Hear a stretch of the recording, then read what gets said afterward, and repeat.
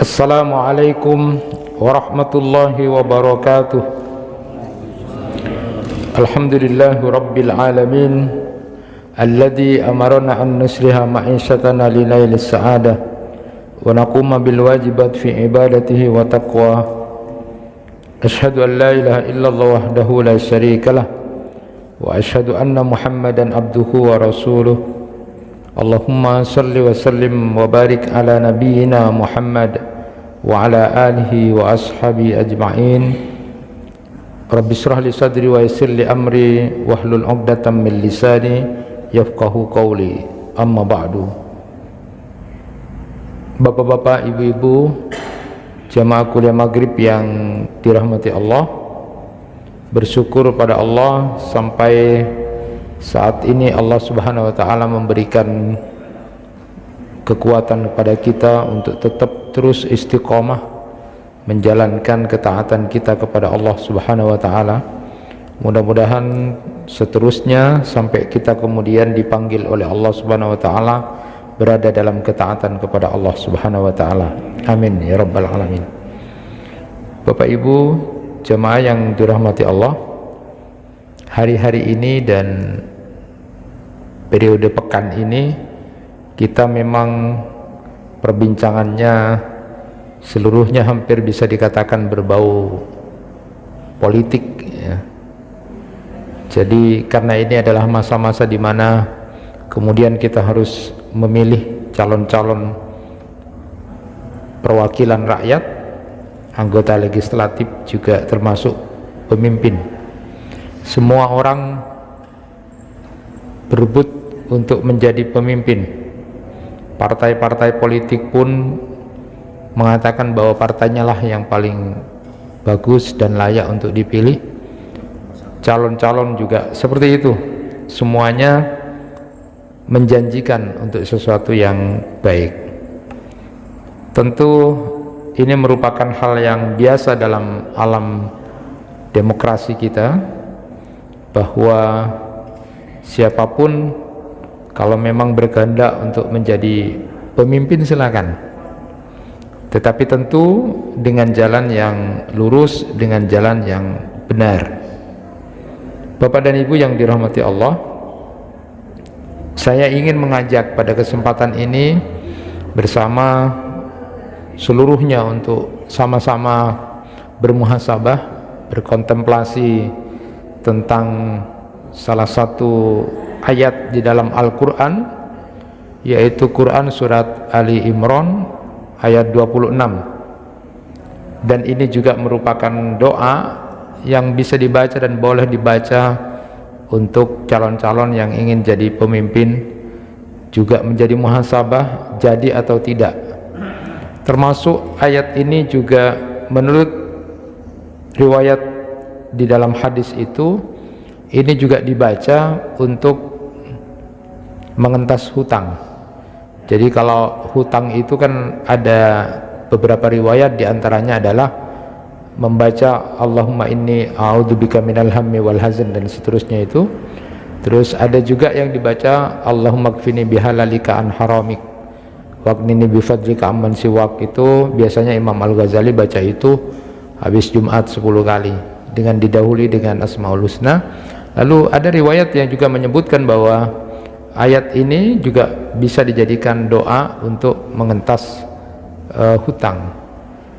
Tetapi kali ini kita akan lebih fokus kepada masalah kepemimpinan dan kekuasaan.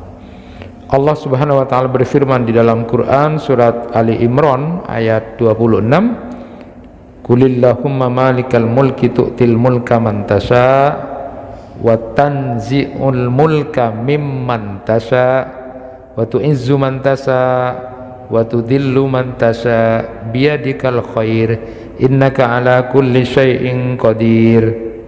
Nah, ini bisa menjadi perenungan kita semuanya. Tidak harus pada calon legislatif atau pemimpin, tetapi buat kita juga yang mau jadi pemimpin dalam satu organisasi, satu tempat, satu komunitas, bahkan dari tingkat RT RW, jadi pemimpin apapun, itu juga menjadi muhasabah buat kita. Di sini Allah Subhanahu wa taala memerintahkan, katakan Muhammad, Allahumma malikal mulki. Jadi Allahumma itu adalah ya Allah, ya. Jadi mim bertasydid itu pengganti dari harfun nida itu. Jadi ya Allah menjadi Allahumma. Jadi tidak bagus dan tidak boleh kemudian mengatakan ya Allahumma, tidak. Karena ya Allah itu diganti Allahumma. Jadi mim bertasydid itu adalah pengganti ya itu, ya. Jadi Allahumma berarti ya Allah. Malikal mulk, jadi pemilik kekuasaan, pemilik kerajaan itu adalah Allah. Allah lah yang kita seru, yang kita mohon, bahwa yang memiliki, pemilik kekuasaan, pemilik kerajaan itu adalah Allah Subhanahu wa taala. Tu'til mulka man tasha, engkaulah yang kemudian memberikan kekuasaan, memberikan kerajaan kepada yang engkau kehendaki. Jadi Allah Subhanahu wa taala itu menitipkan, memberi, bukan untuk memiliki terus-menerus kekuasaan itu atau kerajaan itu, tetapi memberi, menganugerahi, ya. Bukan dengan kata-kata memiliki selamanya gitu, tidak.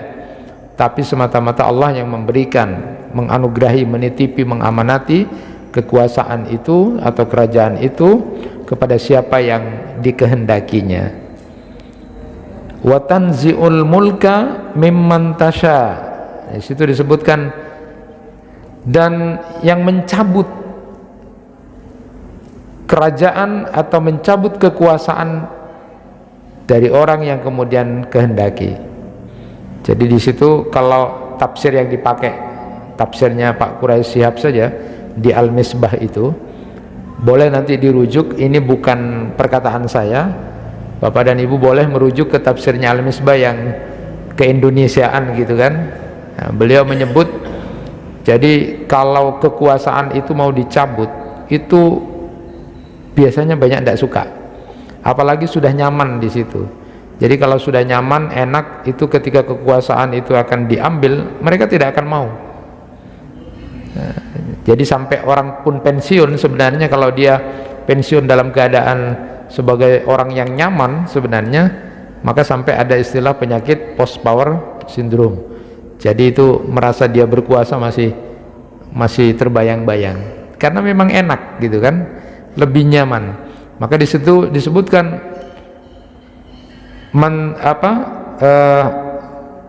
wa tanzi'ul mulka mimman tasha. Kata beliau, Pak Quraisy Shihab itu disebutkan untuk mempertahankan sesuatu yang nyaman itu untuk tidak dicabut, lalu kemudian biasanya dipindah ke istrinya, lalu kemudian bisa dipindah ke anaknya, bisa dipindah kepada siapapun. Ini adalah tafsir dari Pak Quraisy Shihab. Jadi boleh dirujuk, karena ini bukan perkataan saya. Jadi keindonesiaan gitu kan. Kalau tafsir-tafsir yang lain nanti ada kajian khusus. Itu ada sesuatu yang tidak suka, pasti dipertahankan. Orang kalau sudah duduk di satu tempat nyaman, enak, itu tidak mau. Siapapun itu, manusia itu begitu memang karakternya. Jadi kalau ada yang mau ganggu, itu bagaimana caranya supaya tetap bisa bertahan. Itu manusia begitu. Makanya di situ disebut mimman tasha, dari siapa yang dikehendaki. Jadi seolah-olah Allah tahu bahwa ketika mau dicabut itu berat sekali, ya, beda dengan yang lainnya. Wa tu'izzu man tasha, lalu kemudian siapa yang kau kehendaki untuk mulia, dimuliakan oleh Allah. Engkaulah yang memuliakan seorang yang kau kehendaki. Wa tudillu man tasha, juga menghinakan yang kau kehendaki. Biadikal khair, di tanganmu lah kemudian segala sesuatunya itu baik. Innaka ala kulli syai'in qadir, sesungguhnya engkau berkuasa atas segala sesuatu. Nah, ini menjadi perhatian kita. Jadi ini muhasabah buat kita, bahwa Allah lah yang kemudian menitipkan amanat, memberi kekuasaan itu kepada yang Allah kehendaki, mencabut kekuasaan itu dari yang Allah kehendaki, Allah juga yang memuliakan siapa yang Allah kehendaki dan menghinakan siapa yang Allah kehendaki. Di tangannya Allah lah kemudian segala kebaikan itu, dan sesungguhnya Allah itu berkuasa atas segala sesuatu. Sekedar apa yang pernah disampaikan oleh Imam Al-Ghazali itu, kenapa kerajaan atau kenapa kekuasaan itu jauh lebih diminati daripada jadi hartawan atau harta. Kenapa orang lebih suka memilih kekuasaan atau kerajaan daripada harta? Karena ada 3 alasan ya. Yang pertama adalah kalau dengan kekuasaan itu atau dengan kepemimpinan itu jauh lebih populer, jadi lebih dikenal orang daripada sebagai hartawan atau dia dapat harta. Jadi orang itu lebih cenderung mencari kekuasaan daripada harta. Alasannya 3. Yang pertama, karena kekuasaan itu jauh lebih populer daripada hanya sekedar mendapatkan harta yang banyak. Yang kedua, kekuasaan itu bisa kemudian dihormati banyak orang di mana-mana. Jadi orang kan senang ketika datang di sana dihormati, datang di sana dihormati, karena dia adalah punya kekuasaan, kepemimpinan. Beda dengan orang hartawan. Hartawan itu dihormati ya di tempatnya saja, di kampung itu saja ya, tapi dia tidak dikenal. Jadi lebih populer, lebih kemudian jangkauan dihargai dan dihormati itu jauh lebih luas. Dan yang ketiga adalah kalau dengan kekuasaan bisa untuk mencari apapun termasuk harta gitu. Jadi itulah kemudian kekuasaan itu jauh lebih diminati dibandingkan dengan harta, karena 3 alasan itu. Jadi kalau orang berkuasa itu gampang cari uangnya kan gitu, bahasanya gitu. Tapi kalau orang harta belum tentu kemudian bisa jadi kuasa. Nah, tidak harus dia punya kekuasaan, walaupun dengan uang dia bisa berkuasa. Nah, inilah menjadi perhatian kita buat kita seluruhnya, bahwa siapapun jangan kemudian lupa bahwa sesungguhnya yang kita inginkan adalah bagaimana tanggung jawab kita di hadapan Allah Subhanahu wa taala. Sebaik dan sebagus apapun akal-akal manusia itu sesungguhnya harus tunduk kepada aturan dan syariat dari Allah Subhanahu wa taala. Itulah tugas sebagai seorang mukmin, sebagai seorang muslim buat kita. Nah, pada kesempatan kali ini saya ingin menyampaikan itu secara lebih detail lagi tentang bagaimana kita memilih atau memberikan jabatan atau kekuasaan itu. Kepada siapa kita beri kekuasaan atau jabatan itu. Bagaimana seandainya kemudian pilihan-pilihannya sama-sama tidak baik atau sama-sama baik. Dan lalu bagaimana kemudian kita bisa menilai paling tidak yang bisa menjadi rujukan dalam agama itu. Bapak dan Ibu yang dirahmati Allah, sebelum saya ingin menyampaikan itu, saya ingin mengingatkan tentang apa yang menjadi nasihat dari Ibnu Qudamah di dalam Minhajul Qasidinnya itu. Beliau menulis satu bab di dalam kitabnya itu tentang celaan terhadap pangkat dan jabatan. Jadi beliau sebutkan, ketahuilah bahwa dasar orang mencari pangkat jabatan kekuasaan itu banyak yang karena cinta kepada popularitas, cinta kepada ketenaran. Kata beliau, ini merupakan bahaya yang sangat besar bagi seseorang ketika dia hanya ingin dan perlu untuk dirinya menjadi populer atau dirinya menjadi tenar. Orang yang baik sama sekali tidak akan pernah berniat untuk mencari ketenaran itu, tidak menawarkan diri agar menjadi populer atau menjadi tenar, karena dirinya merasa bahwa hidupnya di dunia itu bukan karena itu, tetapi semata-mata karena ketakwaannya kepada Allah Subhanahu wa taala. Maka ketika Ibnu Mas'ud radhiyallahu an itu, pernah Ibnu Mas'ud itu diikuti banyak orang ya. Dia diikuti banyak orang karena dia banyak pengikutnya, karena namanya saja sahabat Nabi gitu ya. Ketika sudah tidak ada Nabi itu, tapi kemudian ketika diikuti banyak oleh Ibnu Mas'ud, suruh sudah balik gitu kan. Dia tidak mau mencari ketenaran atau menjadi orang yang kemudian seperti itu. Itu yang dilakukan oleh Ibnu Mas'ud. Jadi menyuruh orang-orang yang kemudian ingin bersama dia itu kemudian tidak usah rame-rame, bahasanya itu, karena beliau mengucapkan bahwa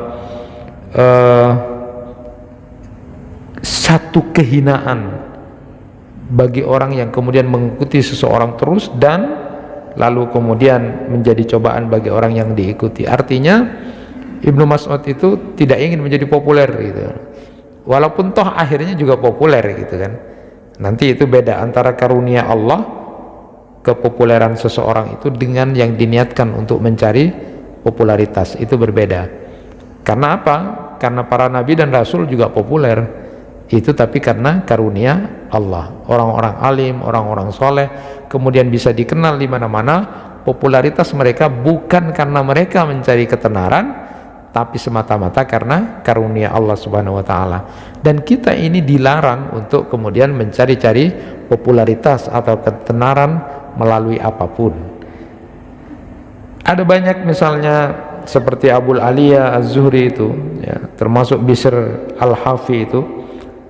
Ketika Bishr Al-Hafi ini dimintai nasihat, dia mengatakan, jangan mencari-cari popularitas, jangan mencari-cari ketenaran untuk dirimu ya.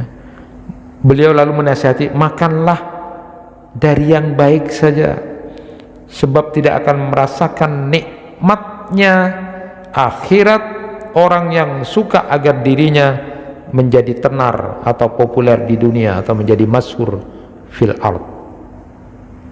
Jadi kalau diniatkan begitu, itu yang salah. Dia ingin berniat untuk menjadi populer, ingin menjadi masyhur di dunia, dan itulah yang berbahaya.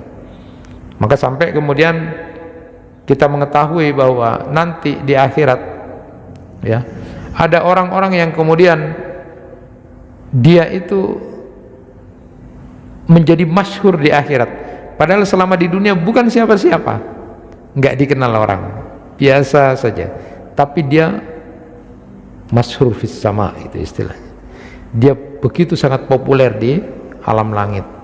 Para malaikat membicarakan orang ini ya. Jadi ketika ada gambaran saat kemudian malaikat itu membicarakan seseorang ya, ketika membicarakan seseorang, yang dibicarakan itu orang-orang biasa. Nah malaikat ya di al-malaul a'la itu, malaikat yang tinggi itu kemudian membincangkan orang ini yang pekerjaannya ketika di dunia biasa-biasa saja, tetapi karena amal yang dia lakukan sampai jadi perbincangan para malaikat. Ada orang yang masyhur di dunia, masyhur fil ard, siapa yang tidak tahu orang itu? Ternyata di alam langit dia tidak dikenal dan bukan siapa-siapa. Nah ini yang berbahaya. Maka kemudian diingatkan oleh Bishr Al-Hafi itu, jangan kamu menjadi orang yang ingin diniatin untuk menjadi populer atau menjadi tenar di dunia atau masyhur fil ard. Dari Abu Umamah radhiyallahu an, dia berkata, Rasulullah sallallahu alaihi wasallam bersabda, inna akbata awliyai indi la mu'minun hafiful had dhu haddin minas salah ahsana ibadati rabbih wa ata'ahu fis sirri wa kana ghamidan fin nas la yusaru ilaihi bil asabi wa kana rizquhu kafafa fa sabara ala dharik, rawahu Tirmidzi.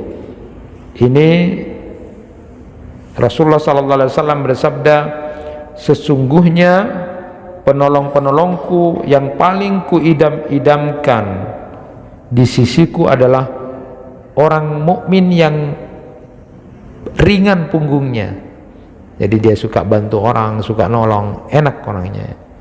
Lalu kemudian banyak melaksanakan sholat, membaguskan ibadah kepada Rabb-nya, menaatinya secara sembunyi-sembunyi, tidak diketahui di tengah-tengah orang. Dan dia ketika bekerja tidak ditunjuk-tunjuk oleh orang. Rizkinya sekedar yang mencukupi kebutuhannya, lalu dia bersabar atas yang demikian itu. Itu yang kemudian disabdakan oleh Nabi Shallallahu Alaihi Wasallam. Jadi orang yang masyhur di akhirat itu, ya masyhur, ya terkenal populer di Malaul A'la, itu adalah orang-orang yang kemudian justru ketaatannya dia sembunyikan, lalu kemudian dia makan apa adanya, dan dia bekerja tidak disuruh-suruh orang, tidak ditunjuk-tunjuk orang, karena dia kuasa dengan waktunya itu. Dan itu luar biasa orang-orang yang seperti ini. Ketahuilah bahwa tidak semua popularitas itu atau ketenaran itu jelek atau tercela. Tadi seperti yang saya sampaikan, karena juga ada yang terpuji, ya. Jadi contoh, ada jabatan, ada ketenaran seseorang karena keilmuannya, kealimannya, maka dia populer bukan karena dia menjadi populer, tapi memang Allah karuniakan kepada dia. Termasuk yang saya sampaikan tadi, para nabi dan rasul pun menjadi populer, orang-orang alim, orang-orang soleh itu pun menjadi populer. Mereka tidak ada niatan untuk menjadi populer dan mencari popularitas, tetapi itu adalah semata karena karunia dari Allah Subhanahu wa ta'ala.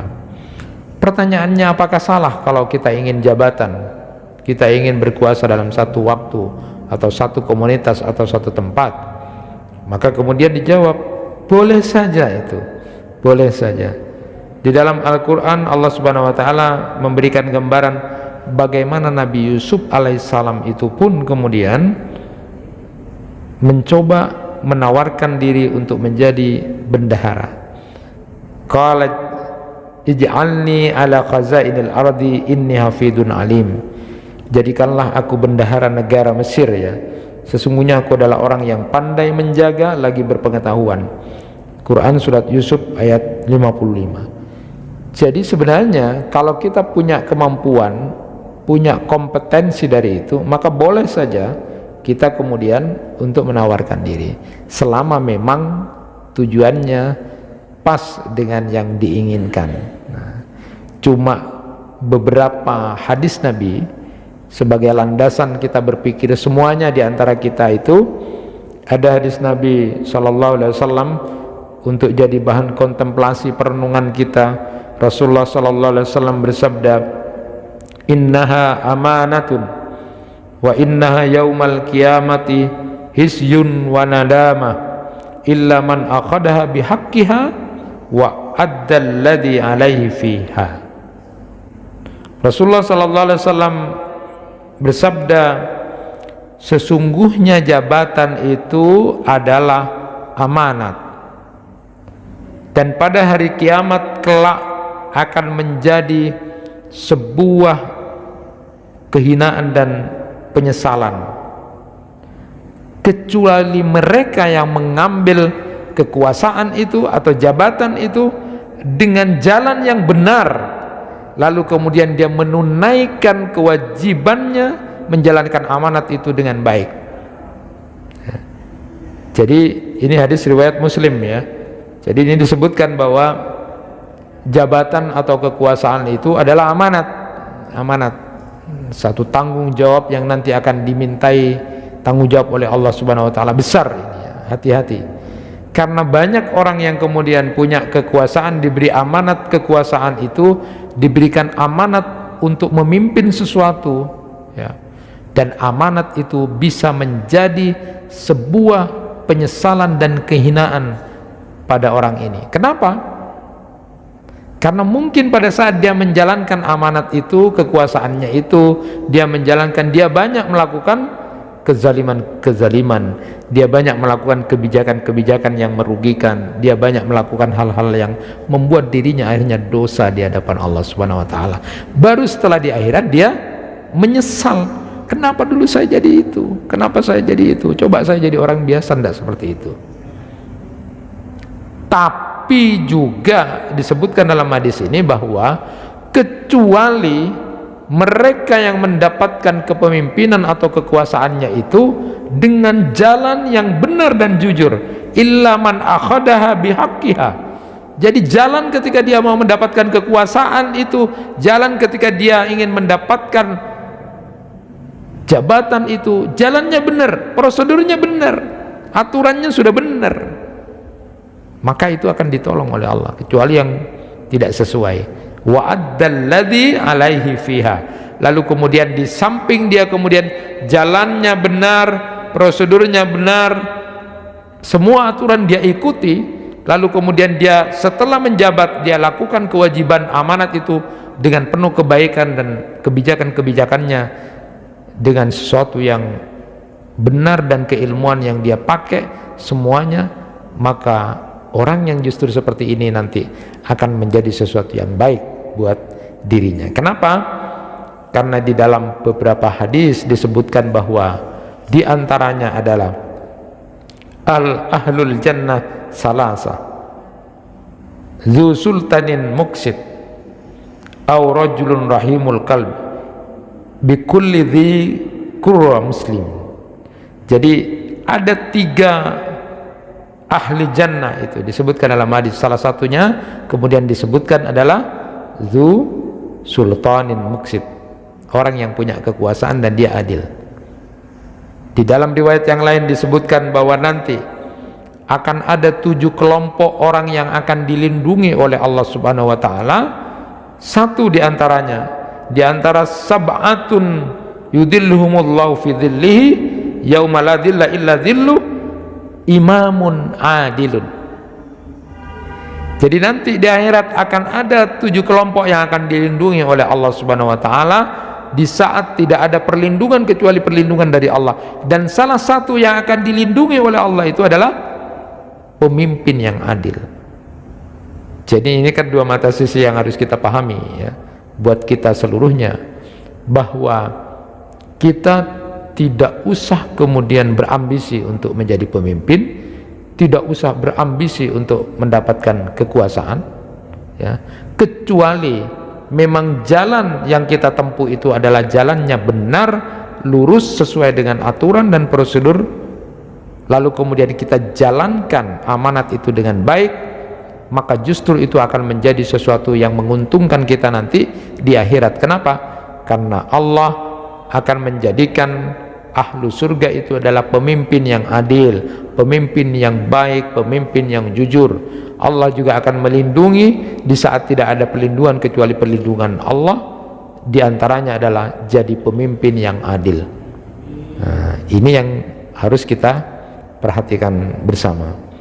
Bapak dan Ibu yang dirahmati Allah, ini mengingatkan kita semuanya bahwa dulu memang di 5 tahun yang silam itu, dan bahkan 10 tahun, 5 tahun belakangan itu, kemudian saat kemudian sudah ditetapkan siapa yang menjadi anggota legislatif, siapa yang menjadi anggota Dewan Perwakilan Rakyat di masing-masing daerah tingkat 2 atau tingkat 1, atau kemudian di pusat itu, ternyata sering ada memang rumah sakit jiwa itu yang kemudian menyiapkan itu.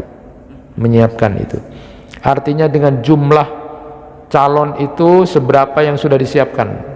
Jadi rumah sakit jiwa itu disiapkan, dan sekarang pun disiapkan itu. Khawatir kemudian nanti ada yang kemudian kaget atau bunuh diri atau depresi atau kemudian menjadi tidak waras. Dan ini ketika kemudian menafsirkan ayat Al-Quran surat Ali Imran 26 itu, biadikal khair, ini diingat-ingat kepada siapa saja, kepada kita siapa saja, di tangannya Allah lah segala kebaikan itu.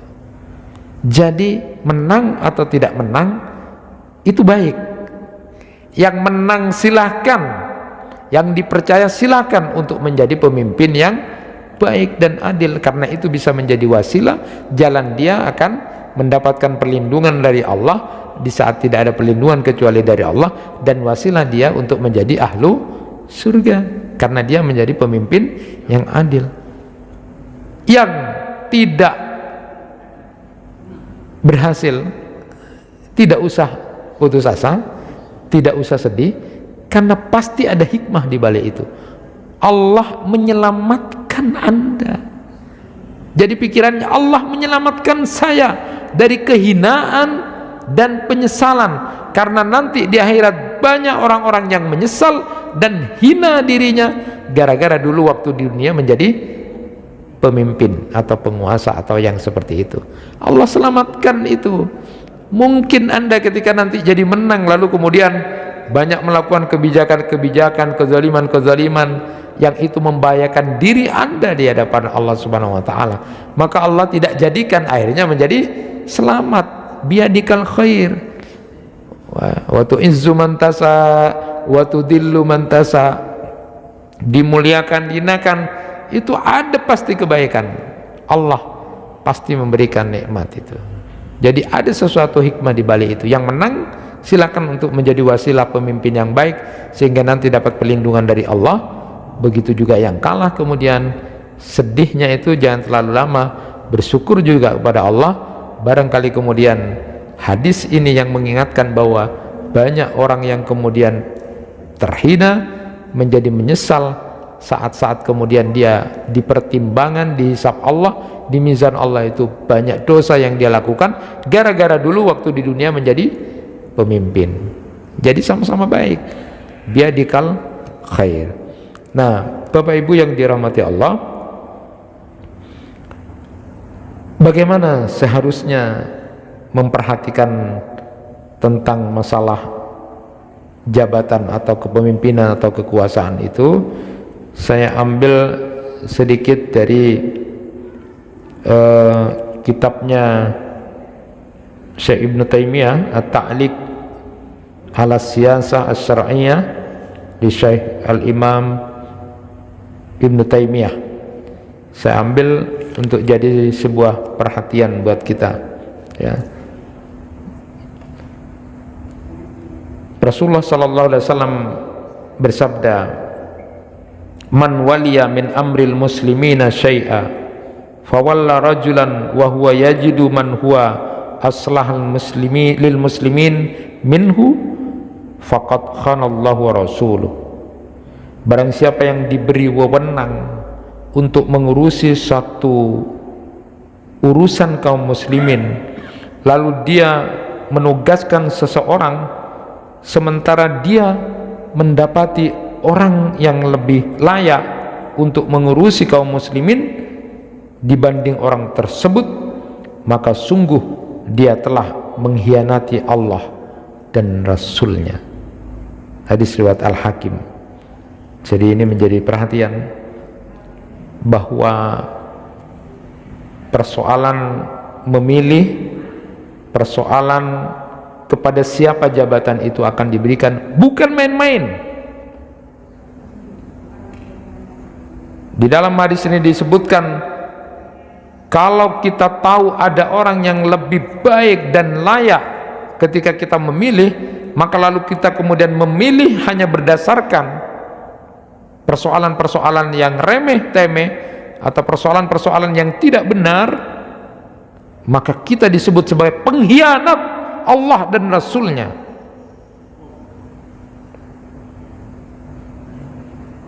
Ada hadis riwayat Umar bin Khattab, ya, juga dikatakan di situ, "Man waliya min amril muslimin syai'a fawalla rajulan limaudatin au qarabatin bainahuma faqad khanallaha wa rasulahu wal muslimin." Siapa yang diberi wewenang mengurusi urusan kaum muslimin lalu dia melantik seseorang karena persahabatan atau kekerabatan di antara keduanya, maka sungguh dia telah mengkhianati Allah, mengkhianati Rasulnya, dan mengkhianati kaum muslimin. Ini tidak main-main berarti. Jadi bukan karena itu, makanya sampai Umar bin Khattab pun itu putra-putranya tidak boleh itu, tidak boleh. Umar bin Khattab tidak ada itu dalam sejarah, tidak boleh. karena tahu itu, ya. Bahkan dalam posisi yang kemudian seperti itu, karena disebutkan sebagai pengkhianat Allah dan Rasulnya. Di dalam Quran surat Al-Anfal ayat 27, Allah Subhanahu wa taala berfirman, ya ayyuhalladzina amanu la takhunullaha wa rasulah wa takhunu amanatikum wa antum ta'lamun. Hai orang-orang yang beriman, janganlah kamu mengkhianati Allah dan Rasulnya, dan juga janganlah kamu mengkhianati amanat-amanat yang dipercayakan kepadamu sedangkan kamu mengetahui. Quran surat Al-Anfal ayat 27. Bapak dan Ibu yang dirahmati Allah, ini yang saya sampaikan sesuai dengan kitabnya Ibnu Taimiyah tadi disebutkan, hati-hati, ya. Bagaimana kemudian yang perlu diingat lagi? Yang pertama itu adalah memilih seseorang itu dalam satu kepemimpinan atau kekuasaan. Pertama, lihatlah ahli dan kompeten. Jadi dia punya keahlian dan kompetensi, ini yang pertama. Imam Bukhari meriwayatkan sebuah hadis dari Abu Hurairah radhiyallahu an dalam kitab sahihnya bahwa Nabi sallallahu alaihi wasallam bersabda, "Idza duyi'atil amanah fantadirus sa'ah." Apabila amanat telah disia-siakan, maka tunggulah terjadinya kiamat, atau tunggulah waktunya kehancurannya itu. Jadi kalau amanat itu disia-siakan, tunggulah kehancurannya. Rasulullah sallallahu alaihi wasallam kemudian ditanya, ya Rasulullah, bagaimana wujud menyia-nyiakan amanat itu? Lalu beliau menjawab, idza wusidal ila ghairi ahli fantadirus sa'ah. Apabila urusan diberikan kepada orang yang bukan ahlinya, maka tunggulah terjadinya kiamat, terjadinya sesuatu yang tidak baik. Jadi yang menyia-nyiakan amanat itu adalah yang memberikan kepada yang bukan ahli dan kompeten di bidang itu. Jadi pertama yang harus kita perhatikan adalah rambu-rambunya adalah orang itu ahli dan kompeten di bidang itu. Jadi sesuai dengan kebutuhannya nanti. Ya, jadi ada pilihan misalnya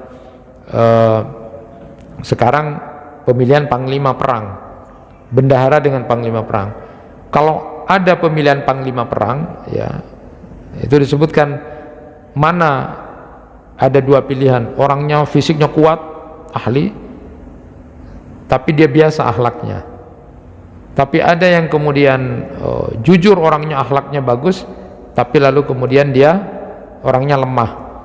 Maka kemudian ulama menyebutkan pilih yang kuat, karena memang bidang yang dibutuhkan adalah yang kaitannya dengan itu.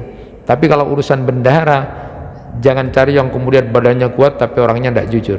Cari yang jujur walaupun orangnya biasa, sesuai dengan keahliannya, ahli dan kompeten. Karena Rasulullah SAW bersabda, jangan sampai menyia-nyiakan amanat, tanggung jawab ketika kemudian harus ada di posisi itu. Kemudian yang kedua, rambu yang kedua itu adalah punya kemampuan, jadi kuat secara fisik dan amanah. Di dalam Quran surat Al-Qasas ayat 26 disebutkan, inna khaira manistajarta al-qawil amin. Sesungguhnya sebaik-baik orang yang kamu upah adalah orang yang kuat lali jujur. Jadi al-qawi itu kemampuan, dia punya kemampuan. Jadi ini relatif ya, tergantung kepada kebutuhannya apa. Jadi kalau memang dia orangnya ahli mesin, ya jangan ditaruh di tempat yang bukan ada kaitannya dengan itu, ya. Ya, jadi nakhoda itu misalnya mau memilih siapa yang ABK di kapal misalnya, ya pilih yang memang sudah pernah di sana, sekolah pelayaran ini. Jangan karena dia orangnya jujur baik lalu suruh nyetir jadi nakhoda, ya tetap hancur itu ya, karena bukan bidangnya ya. Jadi yang pertama itu adalah ahli dan kompeten, dan yang kedua itu rambu-rambunya, yang kedua adalah punya kekuatan kemampuan dan memang jujur. Jadi kalau sekarang itu di beberapa perusahaan orang-orang barat itu, perusahaan-perusahaan yang maju itu ternyata ketika diwawancarai ada pemilihan itu, ternyata yang menjadi pilihan utama itu bukan karena kepintaran, bukan, tapi karena kejujuran. Jadi sekarang perusahaan-perusahaan itu mencari orang-orang yang jujur, orang-orang yang amanah, bukan orang-orang yang pinter. Jadi ranking pertama itu ketika ada wawancara, bagaimana mengetahui orang itu amanat atau jujur, itu dites. Sehingga kalau sudah tahu dia itu amanat dan jujur, maka masuk di perusahaan itu. Karena perusahaan itu butuh orang-orang yang kompeten, amanat dan jujur, bukan cuma karena kepintarannya. Karena bisa kepintarannya kemudian dia tidak jujur atau melakukan hal yang tidak baik. Jadi yang kedua, rambu-rambunya adalah punya kemampuan atau kuat ya. Dan ini relatif tergantung kepada kebutuhan. Lalu kemudian orangnya jujur dan amanat. Kemudian diperhatikan juga bahwa di dalam rambu yang ketiga itu, kata beliau Syekh Ibnu Taimiyah, jangan memberi jabatan kepada orang yang meminta atau ambisius. Jadi bahasa sekarang itu ambisius. Sabda Nabi sallallahu alaihi wasallam kepada Abdurrahman bin Samurah, "Ya Abdurrahman, la tas'alil imarah, fa innaka in u'titaha min ghairi mas'alatin u'inta 'alaiha, wa in a'taitaha am mas'alatin ukilta ilaiha." Wahai Abdurrahman, jangan engkau meminta kekuasaan, karena jika kekuasaan diberikan kepadamu tanpa engkau memintanya, niscaya engkau diberi pertolongan oleh Allah Subhanahu wa taala dalam menjalankan amanat itu. Tapi kalau kamu meminta kekuasaan itu atas dasar kemauanmu, permintaanmu, maka Allah tidak akan menolongmu dan meninggalkanmu sendirian dalam mengurusnya. Nah, ini bahasanya kita ini jangan kemudian memberi kepada orang yang meminta tadi atau ambisius, tidak boleh, itu bahaya ya. Tapi kalau kemudian kita yang dipercaya, kita yang dipilih tanpa kita meminta, lalu kemudian kita didorong karena kepercayaan, maka lalu kemudian pasti Allah menolong kita. Tapi kalau kita yang meminta, pasti itu ada sebuah kepentingan. Kecuali tadi itu, apa yang dilakukan Nabi Yusuf alaihissalam dalam rangka untuk melakukan sebuah perubahan yang baik, karena banyak yang tidak bisa dipercaya, banyak yang kemudian tidak melakukan hal yang tidak baik, maka lalu kemudian mengajukan, saya punya keahlian, saya bisa menjaga, saya bisa berilmu tentang hitung-hitungan dan sebagainya sesuai dengan kompetensinya. Jadi ini 3 syarat yang kemudian diperhatikan buat kita. Jadi kalau kita tidak punya keahlian, tidak punya kompetensi di bidang itu, lalu kemudian kita dipercaya, jangan diterima, ya tolaklah. Karena ada orang yang ambisius, karena nanti saya yang itu tidak boleh begitu. Harus berdasarkan apa-apa yang kemudian menjadi perhatian sebagai seorang pemimpin. Karena bagaimanapun juga hadirin yang dirahmati Allah, kita ini akan dimintai tanggung jawab di hadapan Allah Subhanahu wa ta'ala. Sekedar tambahan dari beliau, jika ada kemudian pemimpin yang punya karakter yang keras dan sebagainya, maka cari wakil yang sebaliknya lembut dan sebagainya. Lalu kemudian jika ada calon pejabat atau yang kira-kira ingin punya kekuasaan tapi kok sama-sama tidak baik, maka cari yang paling baik di antara yang tidak baik itu. Dasarnya adalah fattakullah mastata'tum, bertakwalah kepada Allah sesuai dengan kemampuanmu kalau memang sama-sama tidak baik. Dan yang menarik apa yang kemudian disampaikan oleh beliau, untuk mengetahui orang yang paling layak memangku sebuah jabatan, di samping karena dia ahli, dia kompeten, dia amanah, orangnya jujur, tidak karena diminta atau karena nepotisme, apa yang dilihat? Salatnya. Ya, itu apa yang dipesankan Nabi SAW melihat itu. Ya Mu'ad, inna ahamma amrika indis shalah. Ya Mu'ad, kata beliau, sesungguhnya urusanmu yang terpenting di sisimu adalah salat. Maka lalu kemudian Umar bin Khattab itu menulis kepada para pegawainya itu, salat, cek salatnya. Jadi di antara sekian banyak, mungkin calon-calon itu siapapun cek sholatnya, baik itu anggota DPR, kabupaten, provinsi atau pusat, cek sholatnya. Itu ada informasi. Kalau kita tidak tahu, paling tidak ketahuilah bagaimana dia sholatnya. Ini menjadi penting. Sederhananya saja, kalau ini sederhana Pak, kalau bapak dan ibu cari mantu, sebenarnya tidak usah berat-berat. Cek calon mantunya sholat subuhnya jamaah apa tidak, itu saja sebenarnya. Nah, makanya saya sampaikan pada murid-murid saya itu, coba perhatikan, kamu suka pada seseorang lalu dia tidak bangun sholat subuh berjamaah, bagaimana dia bisa membangun rumah tangga? Bangun untuk menghadap yang menciptakan saja dia tidak bangun, gitu kan? Bagaimana dia bisa mau bangun rumah tangga? Jadi tidak usah susah-susah jadi sebenarnya. Kalau Umar bin Khattab saja berdasarkan nasihat dari Rasulullah kepada Mu'adz, cek itu salatnya. Itu saja sebenarnya ya, dari sekian banyak. Nah Bapak Ibu yang dirahmati Allah, itulah kajian kita kali ini, mengingatkan kepada kita bahwa Allah lah yang kemudian memberi kekuasaan, Allah yang mencabut kekuasaan itu, Allah yang memuliakan, Allah yang menghinakan siapa yang dikehendaki, dan kemudian di tangan Allah lah kemudian semua kebaikan itu, karena Allah berkuasa atas segala sesuatu. Mudah-mudahan kita diberi petunjuk oleh Allah Subhanahu wa taala, dilindungi oleh Allah, dijaga oleh Allah Subhanahu wa taala, dan kita doakan bangsa Indonesia dalam pemilihan nanti dalam keadaan aman, tentram dan nyaman, dan kita bisa mendapatkan pemimpin yang terbaik di antara yang ada. Kurang lebihnya mohon maaf. Subhanakallahumma wa bihamdika asyhadu an la ilaha illa anta astaghfiruka wa atubu ilaik. Wassalamualaikum warahmatullahi wabarakatuh.